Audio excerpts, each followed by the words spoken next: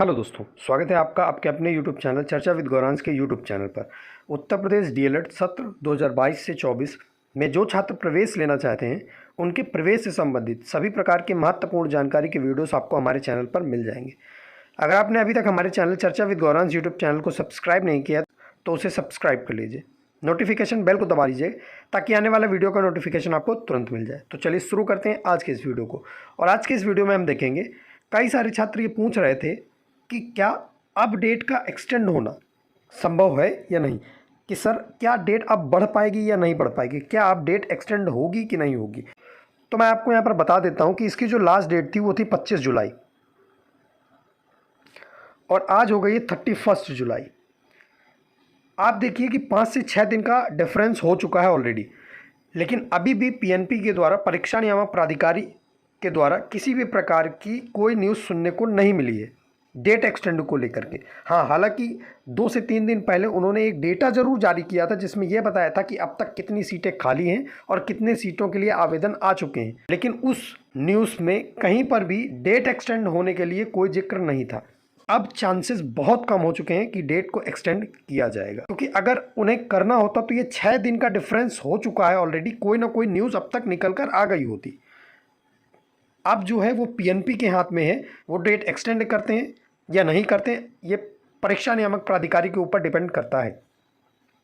हाँ, मेरा ओपिनियन क्या है, मेरा ओपिनियन ये है कि डेट को एक्सटेंड करना चाहिए। डेट को एक्सटेंड इसलिए करना चाहिए क्योंकि बहुत सारे छात्र जो वास्तविक रूप से डीएलएड करना चाहते हैं वो उससे वंचित रह जाएंगे, क्योंकि कई सारी यूनिवर्सिटीज़ ने अभी अपना फाइनल ईयर का रिजल्ट नहीं दिया है, जिसकी वजह से वो अपना आवेदन फिल नहीं कर पाए। तो एक ये बड़ी समस्या देखने को मिल रही है। लेकिन अब जो कुछ भी कर सकता है वो परीक्षा नियामक प्राधिकारी ही कर सकता है, ये सब उनके ऊपर अब डिपेंड करता है। चलिए आगे देखते हैं।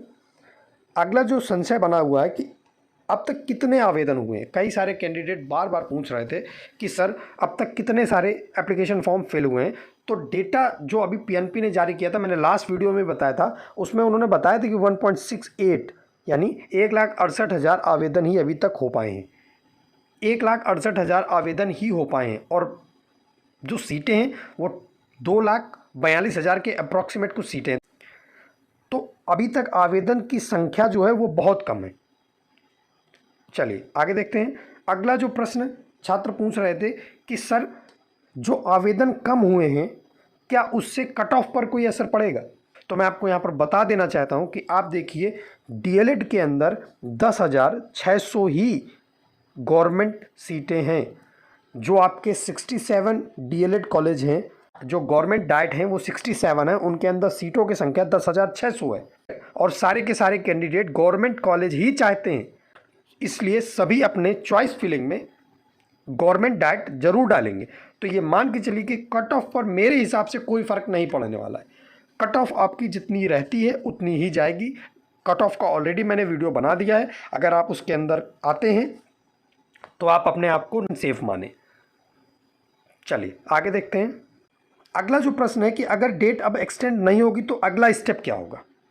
मान लीजिए अब डेट पीएनपी नहीं बढ़ाता तो अगला स्टेप क्या होगा। तो अगला स्टेप ये होगा कि अब 10 से 12 दिन के अंदर स्टेट रैंक रिलीज कर देगा। पीएनपी स्टेट रैंक रिलीज करेगा और स्टेट रैंक में आपकी स्टेट में आपकी एक रैंक होगी और स्टेट रैंक रिलीज होते ही 5 से 6 दिन के अंदर ही आपकी काउंसलिंग का प्रोसेस, काउंसलिंग की प्रक्रिया शुरू हो जाएगी, जिसमें आपको चॉइस फिल करना होगा। चलिए आगे देखते हैं। अगला जो प्रश्न है वो ये है कि क्या सर सत्र 1 सितंबर से शुरू हो पाएगा या नहीं हो पाएगा। जो ट्रेनिंग का सत्र है वो 1 सितंबर से चालू हो जाएगा या नहीं हो पाएगा। तो मैं आपको बता देता हूँ कि मान लीजिए पीएनपी परीक्षा नियामक प्राधिकारी ने डेट को एक्सटेंड कर दिया तो सत्र आपका आगे बढ़ जाता है, क्योंकि 2017 में हमने देखा है, 2017 में सत्र लगभग अक्टूबर लास्ट में, नवंबर फर्स्ट वीक में या अक्टूबर लास्ट में ही शुरू हुआ था। तो ये ज़रूरी नहीं कि 1 सितंबर से ही सत्र शुरू करना चाहिए। जो छात्र इससे वंचित रह रहे हैं यूनिवर्सिटीज़ का रिज़ल्ट के कारण, जिन यूनिवर्सिटीज़ का रिज़ल्ट नहीं आया और वो छात्र वास्तविक रूप से डीएलएड करना चाहते हैं, मेरे हिसाब से परीक्षा नियामक प्राधिकारी को एक बार मौका ज़रूर देना चाहिए उन छात्रों को जो वास्तविक रूप से डीएलएड करना चाहते हैं। सत्र आगे पीछे होने का कोई इफेक्ट नहीं आता। आपका ट्रेनिंग पीरियड जो होगा वो पूरा कंप्लीट कराया जाएगा। सत्र आगे पीछे 1-2 महीने होने से कोई दिक्कत नहीं आती। आपके 4 सेमेस्टर 6-6 महीने के ही कराए जाएंगे। तो उम्मीद है आपको ये जानकारी पसंद आई होगी। चलिए मिलते हैं किसी अगले वीडियो में एक नई महत्वपूर्ण जानकारी के साथ। तब तक के लिए जय हिंद।